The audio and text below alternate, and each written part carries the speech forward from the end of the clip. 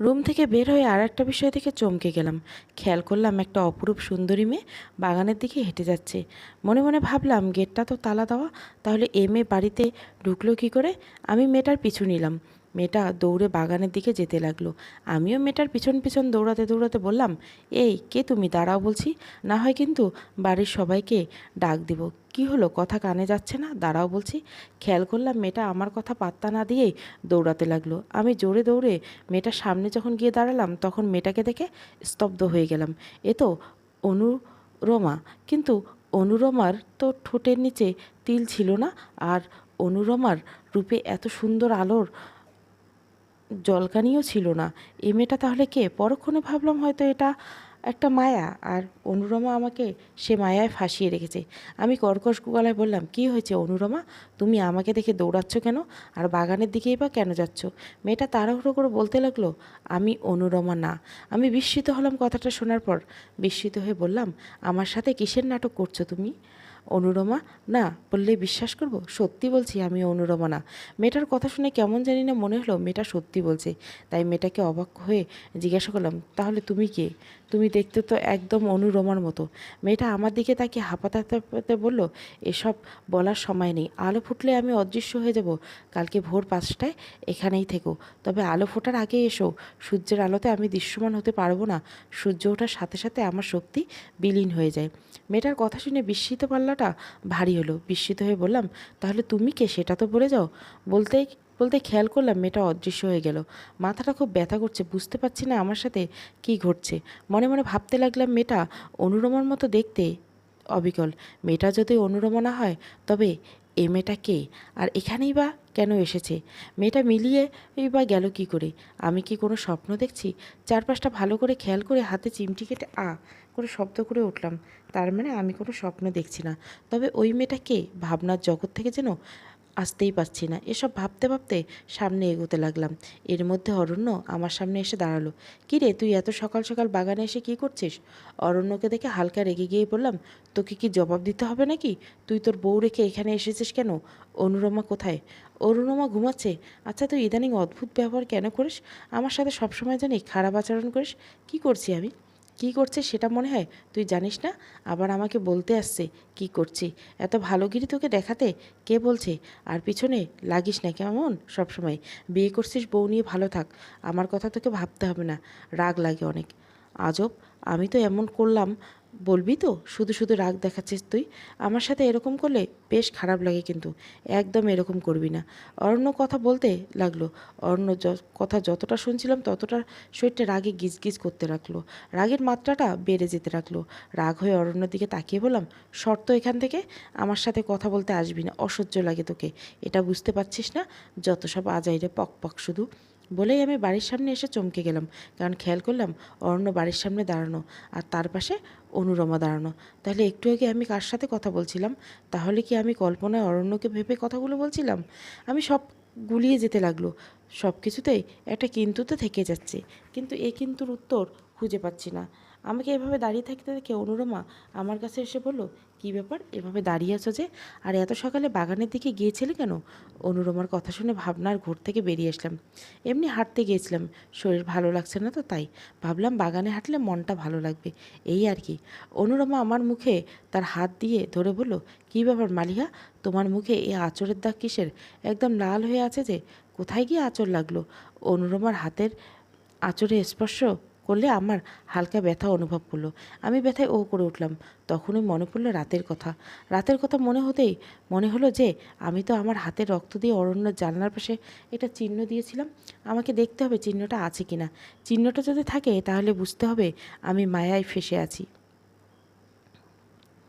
আমার সাথে যা সব ঘটেছে সব বাস্তব, কিন্তু আমি এর সঠিক রহস্য উদ্ঘাটন করতে পারছি না। আমার নীরবতা থেকে অনুরমা আবার বলে উঠল, কী ব্যাপার, চুপ হয়ে আছো কেন? আঁচড় কী করে লাগলো বললে না তো? আমি আমতা আমতা করে অনুরমাকে বললাম, জানি না কী করে আঁচড় লাগলো, হয়তো কোনোভাবে লেগেছে। কী যে করো, সাবধানে চললেও তো পারো, একটু মলম লাগিয়ে নিও। অনুরমার কথা শুনে কোনোরূপ জবাব না দিয়ে বাড়ির ভিতরে ঢুকলাম।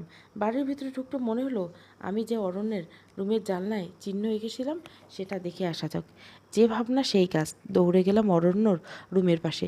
রুমের জানলার পাশে গিয়ে খেয়াল করলাম চিহ্নটা জানলার পাশে আঁকা আছে। তার মানে আমি যা দেখেছিলাম সেটা আমার স্বপ্ন না। তবে আমার সাথে কেন এমন হচ্ছে, আর অনুরমা কে? একটা কারণ আছে বলে মনে হচ্ছে, সব কিছু রহস্যময়, তবে সেটা এখন বের করতে পারছি না। সারাটা দিন শুধু এসব চিন্তা করেই পার করলাম, আর ভিতরে ভিতরে ছটপট করতে লাগলাম। ছটপট করতে করতে দিন পেরিয়ে যায়, রাত নামলো। আগের রাতের মতো একটা বিকট আওয়াজে আমার ঘুম ভাঙলো। আমি আবার আওয়াজ ধরে এগিয়ে অরণ্য রুমে জানলার কাছে গেলাম। এবার অনুরিমাকে দেখে আরও চমকে গেলাম। অনুরিমার চেহারাটা এতটাই বীভৎস ভাষায় প্রকাশ করার মতো না। অনুরিমার চুলগুলো সাপ হয়ে অরণ্যকে পেঁচিয়ে রেখেছে। অরণ্যকে পেঁচিয়ে কী যেন বিড়বিড় করছে। আমি অরণ্যের এ হাল দেখে নিজেকে সামলাতে পারলাম না। চিন্তা করলাম এখানে অরুণমার রুমে যাব, গিয়ে অরুণমাকে ধরবো, আমার যা হয় হবে। এই ভেবে অরণ্যর রুমে যেতে নেব। এ সময় পুনরায় খেয়াল করলাম অরণ্যকে অরুণিমা বিছানায় শুয়ে স্বাভাবিক রূপে ফিরে আসলো। এবার অরুণিমার হাতটা বাড়াতে মনে হলো কেউ একজন তার হাতে একটা বোতল দিয়েছে। বোতলটা দেখতে অনেকটা গোলাপ জলের মতো। অনুরমা সে বোতল দিয়ে অরণ্যের শরীরের উপর কী যেন পানির মতো ছেটাচ্ছে। তখন অদ্ভুত রকমের একটা গন্ধ চারিদিকে বিরাজ করছে। আমি বুঝতে পারছিলাম না অনুরমা ঠিক কী করতে চাইছেন। পানি ছিটাতে ছিটাতে অনুরমা কী যেন বিড়বিড় করছিল, আর অরণ্য কিছুক্ষণের মধ্যে উঠে বসলো। কিন্তু অরণ্যকে কেন জানি না স্বাভাবিক মনে হচ্ছিল না। অরণ্য উঠতেই অনুরমাকে জড়িয়ে ধরল। অনুরমাকে জড়িয়ে ধরতেই জানলা দিকে তাকাতেই আমার চোখের সাথে অরণ্যর চোখ পড়ল। অরণ্যর চোখে চোখ পড়তে মনে হলো অরণ্যর চোখ থেকে আগুন বেরোচ্ছে। আমি অরণ্যের চোখে তাকিয়ে থাকতে পারছিলাম না, আবার চোখ সরাতে পারছিলাম না। খেয়াল করলাম অরণ্যের চোখ থেকে আগুনটা আমার দিকে আসছে। আগুনটা আমার দিকে আসতে আগুনের উত্তাপটা আমার মুখে ছ্যাঁকা লাগলো। মুখে ছ্যাঁকা লাগাতে অসম্ভব জ্বলুনি অনুভব করলাম, আর খপ করে ঘুম থেকে উঠে দেখলাম আমি আমার রুমে শুয়ে আছি। তার মানে আগের রাতে যেভাবে আমি মায়ায় ফেসে গেছিলাম আজকেও সেভাবে ফাঁসলাম। ঘড়ির কাঁটায় খেয়াল করলাম 4টা বাজে। মনে হলো এর মধ্যে কোনো একটা উদ্দেশ্য লুকিয়েছে। অনুরমা নিশ্চিত কোনো উদ্দেশ্য হাসিল করার জন্য অরণ্যকে বিয়ে করছে। তবে অরণ্যর চোখ এমন হয়ে গেল কেন? কি হচ্ছে সব বুঝতে পারছি না। এর মধ্যে আমার জানলাটা মনে হলো কেউ খুলছে, আর আমি জানলা খোলার আওয়াজ পেলাম। জানলা খুলতে একটা আলোক রশ্মি জানলা দিয়ে আসলো। আমি আলোর দিকে তাকালে একটি রাস্তা তৈরি হয়ে গেল। রাস্তা দিয়ে এগোবো কি না বেশ দোটানায় পড়ে গেলাম। কিছুক্ষণ ভেবে সিদ্ধান্ত নিলাম রাস্তা দিয়ে এগোনো যাক। এভাবে রাস্তা দিয়ে হাঁটতে লাগলাম। যতই রাস্তা দিয়ে হাঁটছে ততই বিকট বিকট আওয়াজ শোনা যাচ্ছে। ভয়ে পিছনে আসতে নিয়ে খেয়াল করলাম আমি শূন্যে আছি, আর পিছনের রাস্তাটা মিলিয়ে গেছে। এখন যদি আমি পিছনে আসতে চাই তাহলে নিঘাত পড়ে যাব। উপায় না পেয়ে ভয়ে ভয়ে সামনে এগিয়ে যেতেই একটা বিষয়ে দেখে ভয়ে কেঁপে উঠলাম। কারণ খেয়াল করলাম সামনে অরণ্য আর অনুরমা দাঁড়ানো। আমি বিস্মিত হয়ে অরণ্যের দিকে তাকিয়ে আরও ভয় পেয়ে গেলাম, কারণ অরণ্যের চোখ আগুনের লাভা জ্বলছে। অরণ্যকে এই অবস্থা থেকে জিজ্ঞাসা করলাম, কিরে তোর কি চোখে কি হয়েছে, আর এখানে কি করছিস? এমন করে আমার দিকে তাকিয়েছিস কেন? অরণ্য আমার কথার কোনো জবাব দিচ্ছিল না। তাই পাশে থাকা অরুণিমাকে বললাম, কি ব্যাপার অরুণিমা, অরণ্যের কি হয়েছে, আর আমি কোন জায়গায় আসলাম? আমাকে এখানে কে আনলো? জানলা আলো থেকে রাস্তায় বা কী করে তৈরি হলো? আমি তো এর কোনো উত্তর পাচ্ছি না। অরুণমা আমার কথা শুনে মৃদু হাসলো। ততক্ষণে অরুণমার বিনুনিটা সাপের মতো ঝুলতে লাগলো, আর ভয়ের মাত্রাটা বেড়ে যেতে লাগলো। অরণ্যকেও কেমন জানি লাগছে। বেশ ভালোই বুঝতে পারছিলাম অরণ্য কোনো শক্তির মায়ায় পড়ে আছে। অপরদিকে অনুরমাকে বারবার একই প্রশ্ন করছিলাম, তবে অনুরমার মুখ থেকে কোনো জবাব আসছিল না। কিন্তু সাহস করে অনুরমার কাছে গেলাম। অনুরমাকে কাছে গিয়ে অনুরমাকে যখনই ধরতে যাব ঠিক তখনই অনুরমা বিকট একটা হাসি দিল। অনুরমার হাসিতে আরও বেশি ভয় পেয়ে গেলাম। ভয়ে থমকে দাঁড়িয়ে পড়লাম। অনুরমা হাসতে হাসতে বলল, কিরে এদিকে আসছিস যে, অরণ্যকে নিয়ে যেতে আসছিস নাকি? আমি অবাক হয়ে ভাবতে লাগলাম অনুরমা আমাকে তুই তুই কেন করছে। অনুরমাকে অবাক হয়ে জিজ্ঞাসা করলাম, তুমি আমাকে তুই তুই কেন বলছো? আর আমি অরণ্যকে নিতে আসছি না। অরণ্য তোমার স্বামী, আমি ওকে নিতে আসবো? আমি বুঝতে পারছি না এটা আমার কল্পনা নাকি অন্য কিছু। সত্যি করে বলো তো তুমি কে? বিকট গলায় চেঁচিয়ে অনুরমা বলল, আমি কে এটা জানার কি তোর খুব দরকার? অবশ্যই দরকার, কারণ তুমি আসার পর থেকে আমার সাথে অনাকাঙ্ক্ষিত বিষয়গুলো বেশি ঘটছে। বলো তুমি কে? আর অরণ্যকে কেন বিয়ে করছো? আমার তো মনে হয় তুমি এ জগতের কেউ না। আমার কাছে কেন জানি না মনে হচ্ছে অরণ্যকে বিয়ের পিছনে তোমার কোনো উদ্দেশ্য আছে। বলো তুমি কে? আর এই বাড়িতে কী উদ্দেশ্যে এসেছো? আমার কথা শুনে অরুণিমার চোখগুলো লাল রক্ত হয়ে গেল। চোখগুলো থেকে আগুনের লাভা বের হয়ে ছিটকেতে লাগলো। আর আমার দিকে তেড়ে এসে বলল, বড্ড বেশি ভেবে ফেলছিস। তোর জন্যই আমার কাজটা করতে দেরি হচ্ছে। তোর জন্যই আমার কাছে বারবার ব্যাঘাত ঘটছে। তোকে আজকে শেষ করে তোর রক্ত দিয়ে গোসল করব।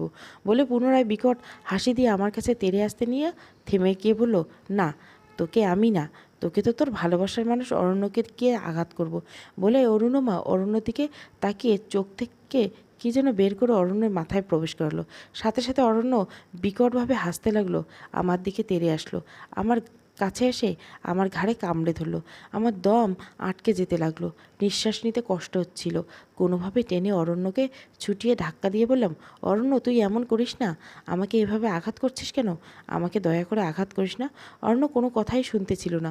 মুহূর্তের মধ্যে অরণ্যের নখগুলো বড় হয়ে গেল আর আমাকে আঁচড়াতে লাগলো। আমি পেছনের দিকে তাকিয়ে দেখলাম আমি একটা খণ্ড রাস্তায় দাঁড়িয়ে আছি।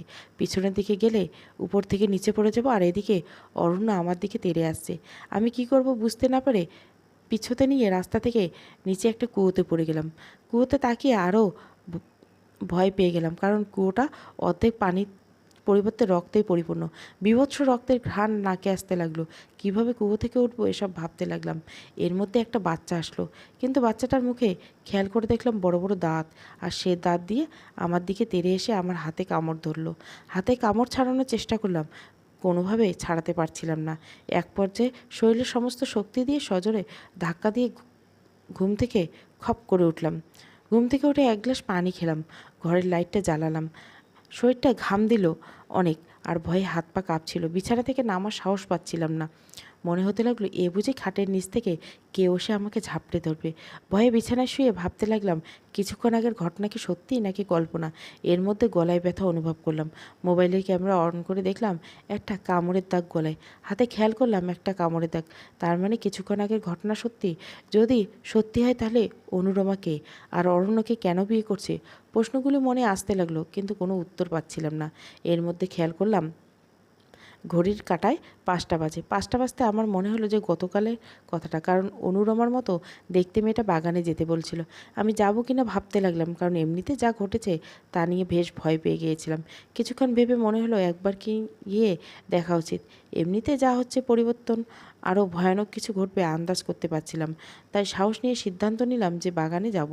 বেশ ভয় লাগছিল খাট থেকে নামতে, কারণ মনে হচ্ছিল খাট থেকে নামলে আবার পায়ে কেউ ঝাপটে ধরবে। তবুও মনে সাহস সঞ্চয় করে খাট থেকে নামলাম। খাট থেকে নামার পর কী যেন আমার পায়ের উপর দিয়ে গেল। আমি ভয়ে খপ করে পুনরায় খাটে উঠলাম। ভয়ে কলিজা কাঁপতেছিল। এই মুহূর্তে খেয়াল করলাম একটা ইঁদুর গিয়েছে। আমি বেশ ইঁদুরের উপদ্রব বেড়েছে ইদানিং। ইঁদুরের খেয়ে কাজ নাই, এ ভয়ের মধ্যে আরও ভয়টা বাড়িয়ে দিল। আমি আবার মনে সাহস জুগিয়ে খাট থেকে নামলাম। খাট থেকে নেমে দরজা খুলে খেয়াল করলাম একটি আলো ফুটিয়ে নিয়ে বাইরেটা বেশ অন্ধকার। ভয়ে ভয়ে মোবাইলের টর্চ জ্বালিয়ে রওনা হলাম বাগানের দিকে। বাগানের দিকে যতই এগোচ্ছি ততই গা ছমছম করতে লাগলো। মনে হতে লাগলো এ বুঝি আমার পিছনে কেউ হাঁটছে। পিছনে তাকিয়ে খেয়াল করলাম কেউ নেই। চারপাশের গাছও দেখে ভয়ে পেয়ে যাচ্ছিলাম। মনে সাহস জোগাতে চাইলে ভয়ে কুঁকড়ে যাচ্ছিলাম। ভয়ে ভয়ে বাগানের ভিতরে ঢুকলাম। খেয়াল করলাম বাগানে কেউ নেই। কিন্তু মেয়েটা তো বলেছিল 5টার দিকে এখানে থাকবে। তাহলে মেয়েটা কোথায়? এখনও আসছে না কেন? পাক্কা 10 মিনিট অপেক্ষা করার পর যখন মেয়েটাকে পেলাম না, তখন এখানে দাঁড়িয়ে থাকার তেমন সাহস হলো না। তাই বাড়ির পথে রওনা দিলাম।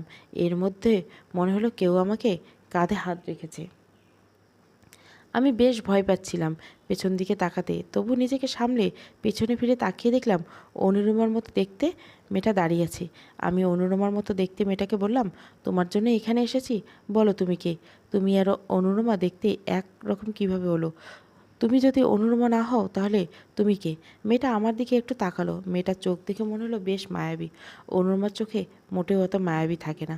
আমি চোখ থেকে আমার চোখটা সরিয়ে নিলাম, কারণ মনে হচ্ছিল কোনো মায়ায় ফেসে যাব। তাই চোখটা সরিয়ে মেয়েটাকে আবার বললাম, বলো তুমি কে? কথা বলছো না কেন? মেয়েটা একটু চুপ থেকে বলল, আমি অনুরমার যমজ বোন নিরুপমা। তাহলে সত্যি অনুরমা কোনো স্বাভাবিক মানুষ না, কারণ নিরুপমা যে অন্য জগতের মানুষ সেটা আমি গতকালকে অদৃশ্য হওয়া দেখে বুঝছিলাম। তাই নিরুপমাকে জিজ্ঞাসা করলাম, আমার তো মনে হচ্ছে তুমি এ জগতের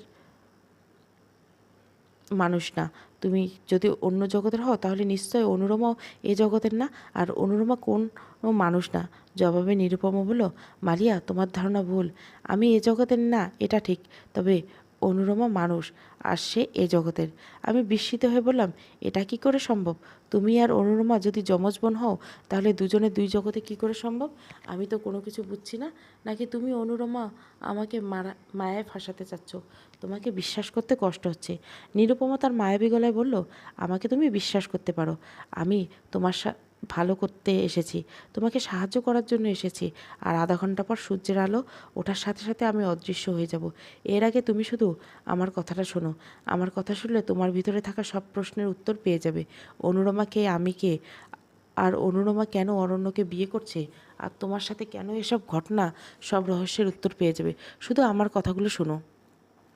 নিরুপমার দিকে তাকিয়ে বললাম, কি বলতে চাও? নিরুপমা মুখটা গম্ভীর করে বলল, আজ থেকে 30 বছর আগের কথা। আমার বাবা মায়ের কোল আলো করে আমাদের দু বোনের জন্ম। আমি আর অনুরমা ছিলাম যমজ বোন।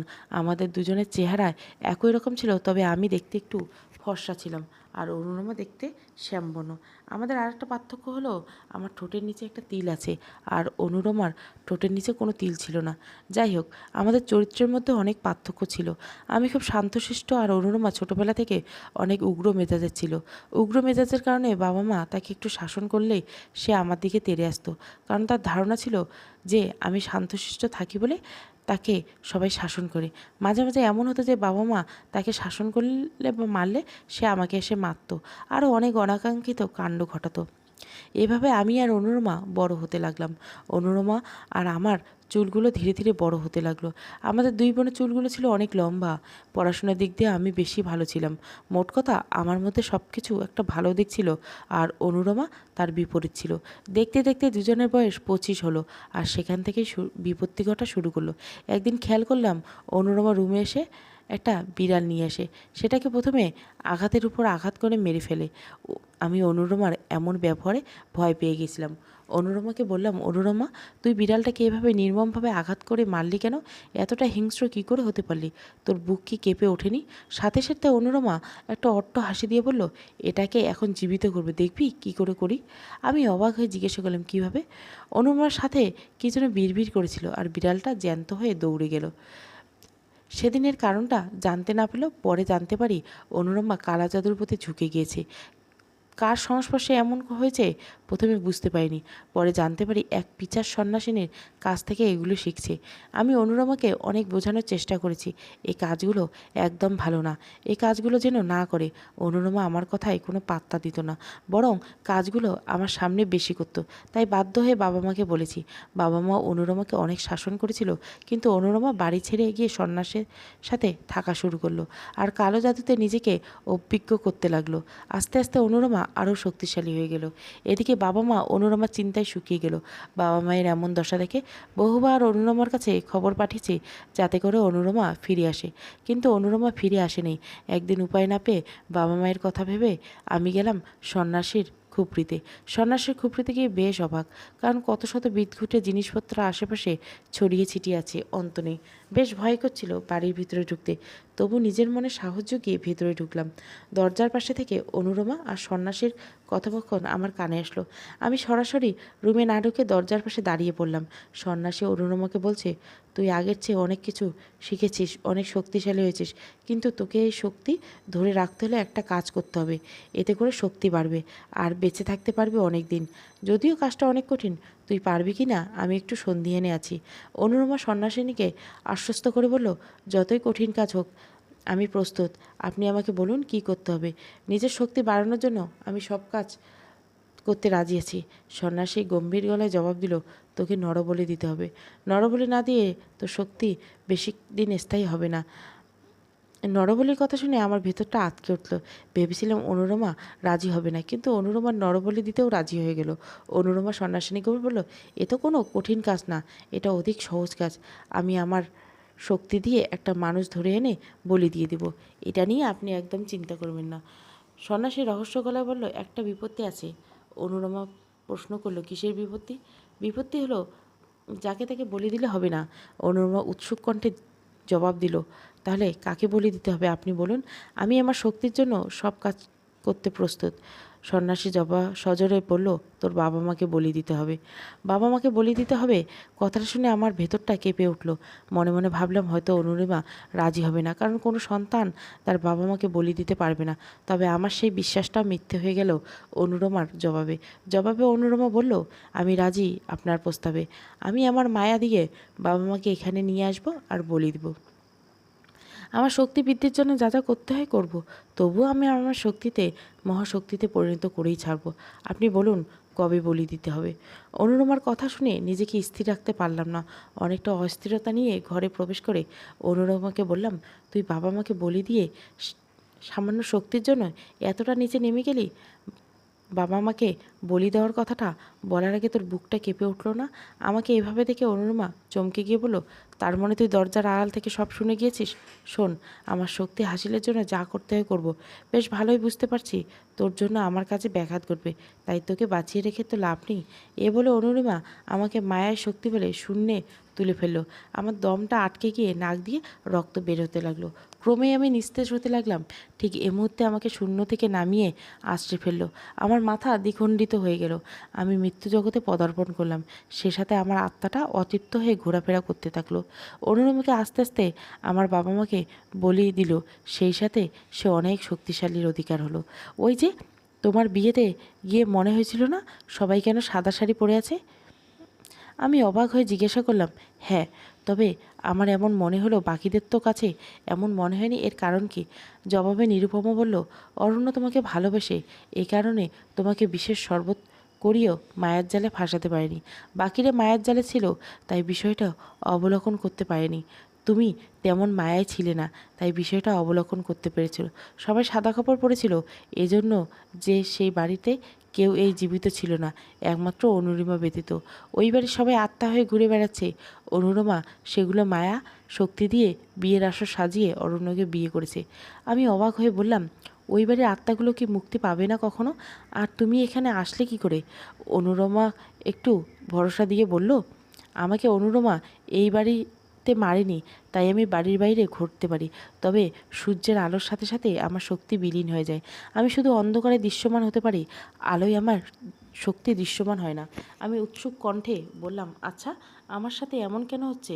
আমি কেন বাস্তব আর কল্পনার ফারাক খুঁজে পাচ্ছি না? আমার কাছে কেন এগুলো কল্পনা মনে হচ্ছে?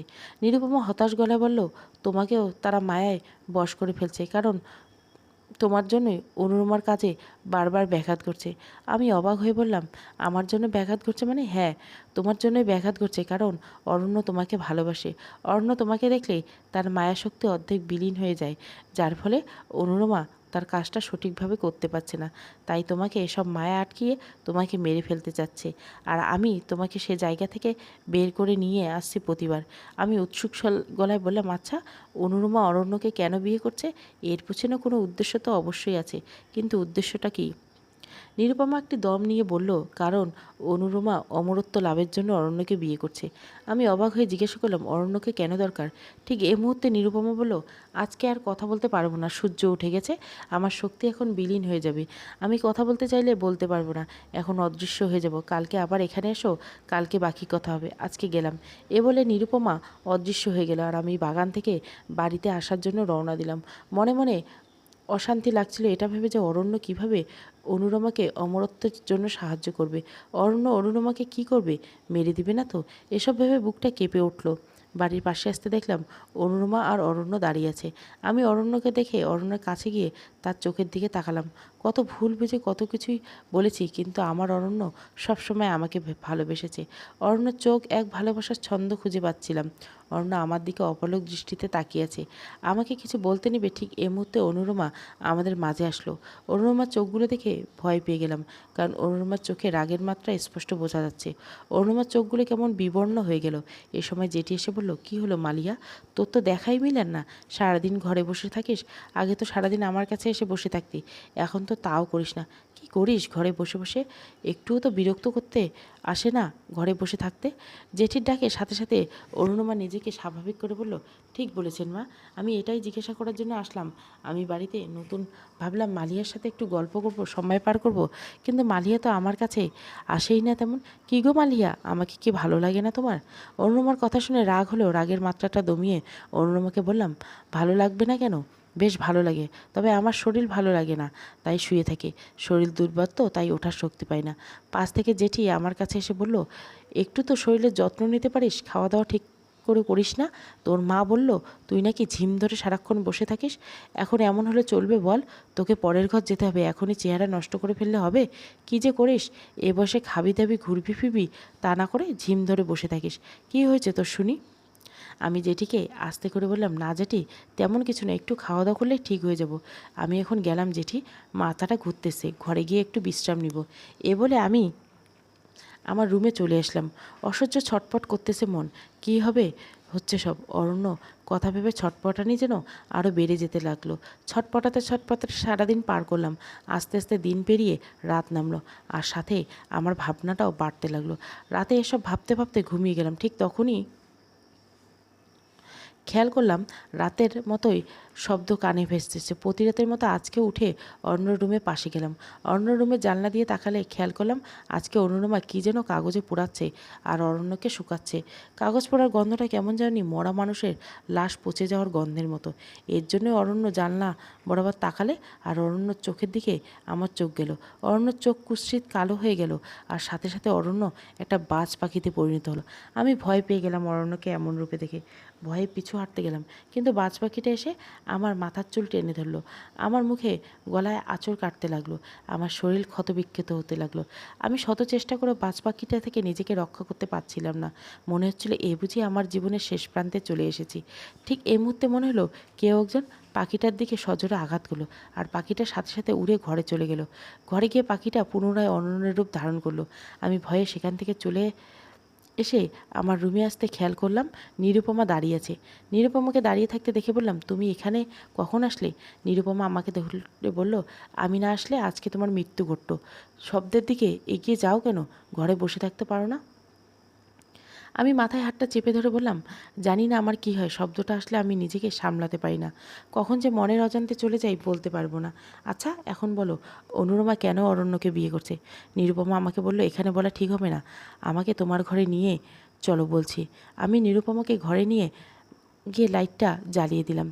লাইটটা জ্বালানোর সাথে সাথে নিরুপমা চেঁচিয়ে বলল, এত কড়া আলো আমি সহ্য করতে পারি না, লাইটটা বন্ধ করে মৃদু আলো জ্বালো। আমি নিরুপমার কথা শুনে সাথে সাথে ঘরের লাইটটা বন্ধ করে দিলাম, আর নিরুপমাকে বললাম, এবার বলো, অনুরমার অমরত্বের জন্য অরণ্যকে প্রয়োজন কেন? জবাবে নিরুপমা বলল, কারণ অনুরমাকে অমরত্ব লাভ করতে হলে একজন সাধারণ মানুষকে বিয়ে করতে হবে। সাধারণ মানুষকে বিয়ে করার পর মায়া ফেলে তার সাথে মিলন করতে হবে, আর মিলনের পর যে বাচ্চা হবে সেটা বলি দিলেই অনুরমা অমরত্ব পেয়ে যাবে। আমি অবাক হয়ে বললাম, তাহলে এখনও কি অনুরমা আর অরণ্যের মিলন হয়নি? নিরুপমা কণ্ঠ গম্ভীর করে বলল, না, এখনও মিলন হয়নি, কারণ মিলন করতে হবে পূর্ণিমা তিথিতে, আর পূর্ণিমা তিথি হবে আরও 15 দিন।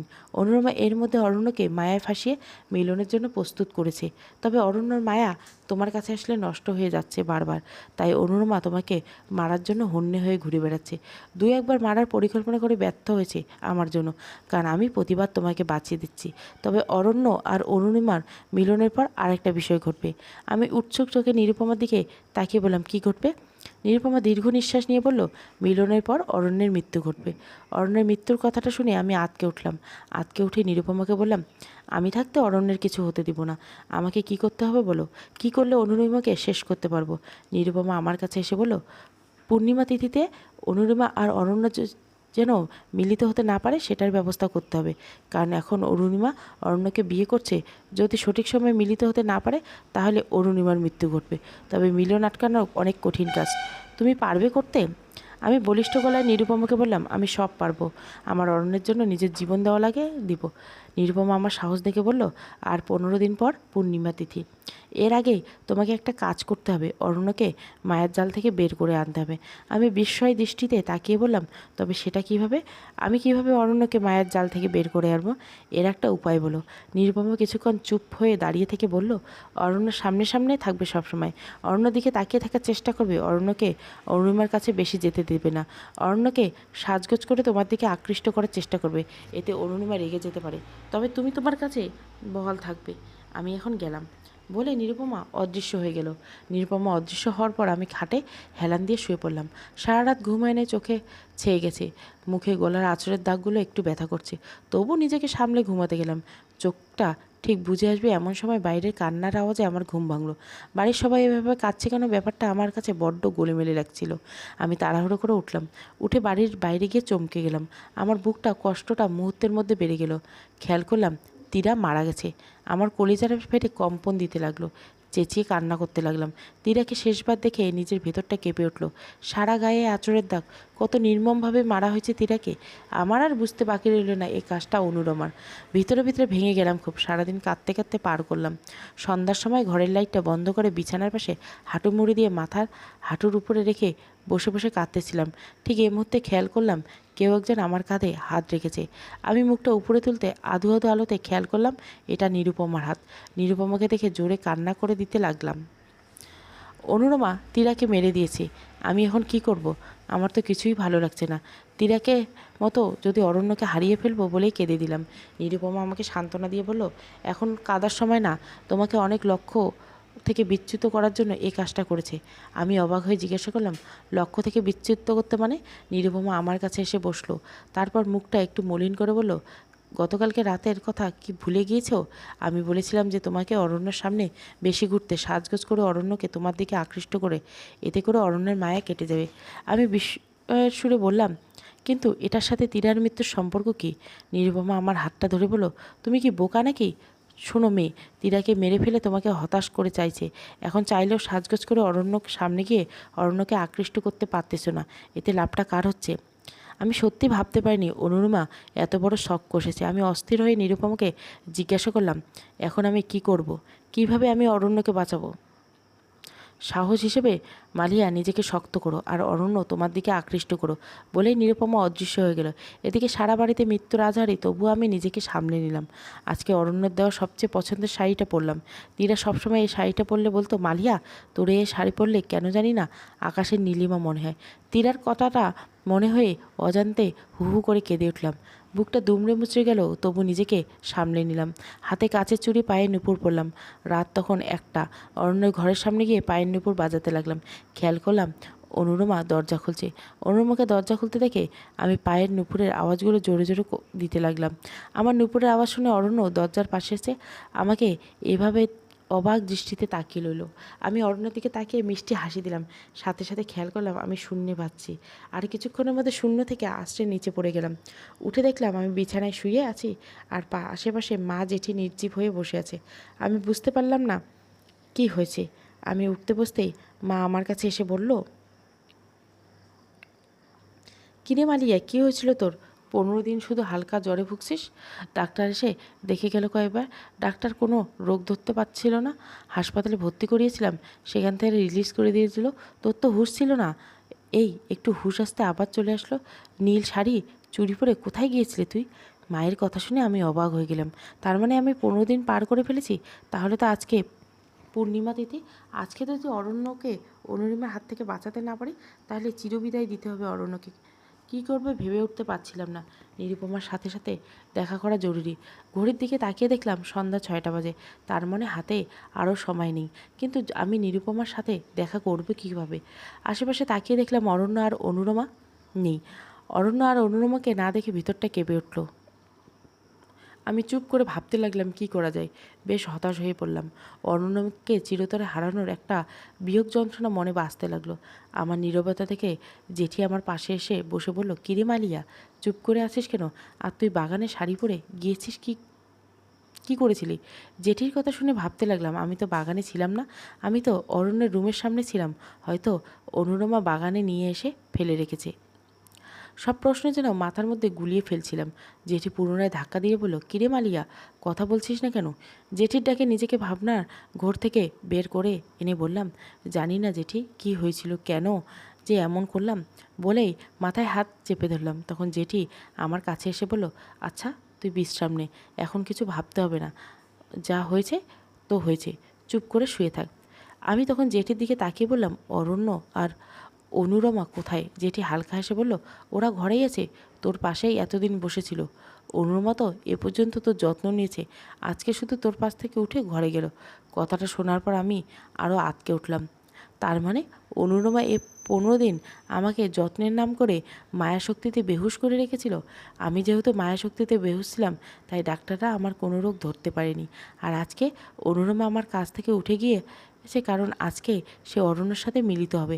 তাই আমার থেকে মায়াশক্তি বিলীন হয়ে গিয়েছিল আর আমার হুঁশ ফিরেছে। কিন্তু আমি কি অরণ্যকে বাঁচাতে পারবো? এসব ভেবে আমার মন ভয়ে আঁতকে উঠল। এর মধ্যে মা ভাত নিয়ে এসে বলল, সবগুলো খা, না খেয়ে শরীরের এ হাল করেছিস।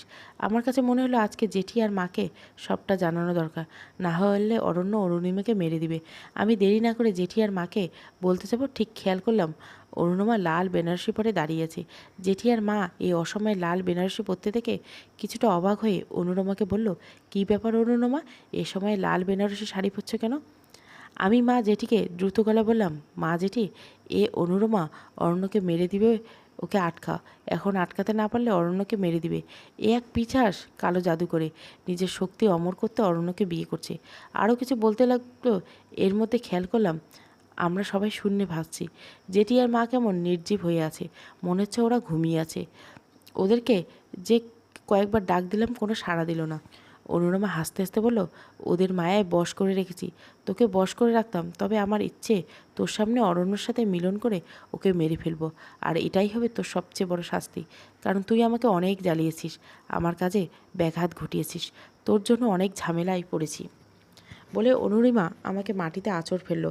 আমি আছড়ে পড়ে দম নিতে থাকলাম। খেয়াল করলাম রাতে চাঁদেরটা আস্তে আস্তে বিস্তৃত হচ্ছে, সেই সাথে অনুরিমার রূপের তেজ বাড়তে লাগলো। অনুরিমা অরণ্যের কাছে এনে অরণ্যর চোখের দিকে তাকালো, আর আমি নিজের প্রিয়কে হারানোর ব্যথায় ভুগছিলাম। এমন সময় খেয়াল করলাম নিরুপমা আমার কাছে এসেছে। আমি নিরুপমাকে দেখে কাঁদতে কাঁদতে বললাম, আমার জীবনের সব শেষ, আমার অরণ্যকে আমি হারিয়ে ফেলবো। নিরুপমা উত্তরে বলল, এখনও সময় হয়নি, যায়নি মালিহা, তোমাকে সবটা ঠিক করতে হলে কঠিন একটা কাজ করতে হবে, অনুরমাকে গোরখধাঁধায় ফেলে দিতে হবে। আমি অবাক হয়ে বললাম, কি করে? এর জন্য তোমাকে কঠিন পদক্ষেপ নিতে হবে। জোরালো গলায় বললাম, আমাকে বলো কি করতে হবে, তুমি যা বলো আমি তাই করব। নিরুপমা গম্ভীর হয়ে বলল, তোমাকে মৃত্যুবরণ করতে হবে। আমি বিস্মিত হয়ে বললাম, আমি মরে গেলে অরণ্যকে কীভাবে বাঁচাবো? জবাবে নিরুপমা বলল, তুমি মৃত্যুবরণ করলে আমি তোমার মধ্যে প্রবেশ করব। এতে করে আমার শক্তি অনুরমার শক্তির চেয়ে বেশি হবে, আর আমি অনুরমাকে ধ্বংস করতে পারবো। অনুরমাকে ধ্বংস করার পর তুমি আবার জীবিত হয়ে যাবে। তুমি কি আমার প্রস্তাবে রাজি? আমি 7-5 না ভেবে বললাম, আমি রাজি। অরণ্যকে বাঁচানোর জন্য যা করতে হয় করব। কিভাবে মরতে হবে বলো? নিরুপমা আমাকে একটা ছুরি এগিয়ে দিয়ে বলো, গলায় সজোরে আঘাত করো। আমি ভয়ে ভয়ে ছুরিটা হাতে নিলাম। তারপর শরীরের সমস্ত দিক দিয়ে গলায় আঘাত করলাম। আমার গলা দ্বিখণ্ডিত হয়ে গেল। এদিকে মাথাটা, আরেকদিকে শরীরটা ছটপট করতে লাগলো। খলখলিয়ে রক্ত বের হতে লাগলো। তীব্র যন্ত্রণায় ছটপট করতে করতে আস্তে আস্তে নিস্তেজ হয়ে গেলাম। মরার পরেও যেন সব কিছু টের পাচ্ছিলাম। এর মধ্যে মনে হলো কেউ একজন আমার মধ্যে প্রবেশ করছে। আমার অসহ্য যন্ত্রণা হলো। আমার মাথা আর শরীর জোড়া লেগে গেল। আমি উঠে খেয়াল করলাম আমি দেখতে নিরুপমার মতো হয়ে গেছি। আমার শরীর অনেক মায়াশক্তি কাজ করছে। আমি দৌড়ে অনুরমা আর অরণ্যের কাছে গেলাম। অনুরমাকে অরণ্য থেকে দূরে সরালাম। অনুরমা আমার দিকে তেড়ে আসতে নিল, আমিও অনুরমার দিকে তেড়ে গেলাম। অনেকক্ষণ চেষ্টা করার পর অনুরমাকে কিছু একটা করতে পারছিলেন না। একটা সময় গলায় আঘাত করতে গিয়ে অনুরমার বেনুনিতে টান পড়ে আর অরুণিমা আ করে চেঁচিয়ে ওঠে। আমি বুঝতে পারলাম অরুণিমার চুলেই সব শক্তি রয়েছে, তাই সজোরে অরুণিমার চুলে টান দিলাম। সাথে সাথে অরুণিমার মাথাটা ভাঁজ হয়ে মগজ বের হয়ে আসলো। অরুণিমা দেখতে কুৎসিত হয়ে গেল। অরুণিমার সারা শরীর পুড়ে ছাই হয়ে গেল। নিমেষে বাড়ির সব কিছু স্বাভাবিক হয়ে গেল। মনে হলো কিছু একটা আমার থেকে বেরিয়ে গেল। আমার হাতে একটা রেখা টেনে গেল। তীরাও জীবিত হয়ে গেল। আর আমি খপ করে তীরাটাকে ঘুম থেকে উঠলাম। তীরা বলতে লাগলো, কিরে মালিয়া, বিয়ের দিনে এত ঘুমালে চলবে? ওঠ, অরণ্য তো কখন উঠে গেছে। আমি তীরার কথা শুনে বুকে থুতু দিলাম। এর মধ্যে অরণ্য রুমে ঢুকে বলল, কিরে, উঠবি নাকি? বলে হাতের দিকে নজর দিয়ে বলে উঠল, তোর হাতে এ রেখাটা কিসের? এটা তো আগে ছিল না। হাতের রেখাটা দেখেই আমার সবটা মনে পড়ে গেল কি হয়েছে। বুঝতে আর বাকি রইল না। সবাই মায়া ছিল, তাই সবটা ভুলে গিয়েছে। কিন্তু আমি তো জানি কি হয়েছিল। আমি মুচকি এসে অরণ্যকে বললাম, ও কিছু না, আমি উঠছি, তুই যা। বলে উঠে গেলাম। অনেক ঘটা করে আমাদের বিয়ে হলো। বিয়ের রাতে অরণ্য বলে উঠল, মালিয়া, আমার চাকুরিটা চলে গিয়েছে। আমি অবাক হয়ে বললাম, কেন? অরণ্য হতাশ গলায় বলল, আমি নাকি 1 মাস অফিসে যাইনি। কিন্তু আমি অফিসে এতদিন কীভাবে কামাই করলাম বুঝতেছি না। অরণ্যর কথা শুনে একটু মুচকি হাসলাম, কারণ অরণ্যের মতো বাকি সবাই খুব চিন্তায় আছে কি করে 1 মাস পার করলো। সবাই ভুলে গেলেও আমি ভুলিনি কি হয়েছিল। কারণ আমার আর অরণ্যর পরিণয় হলো অদ্ভুত রহস্যের পরিণয়। সমাপ্ত। গল্পটা ভালো লাগলে অবশ্যই লাইক, শেয়ার এবং সাবস্ক্রাইব করবেন। Thank you for watching. অদ্ভুত রহস্যের পরিণয়, দ্বিতীয় এবং শেষ পর্ব।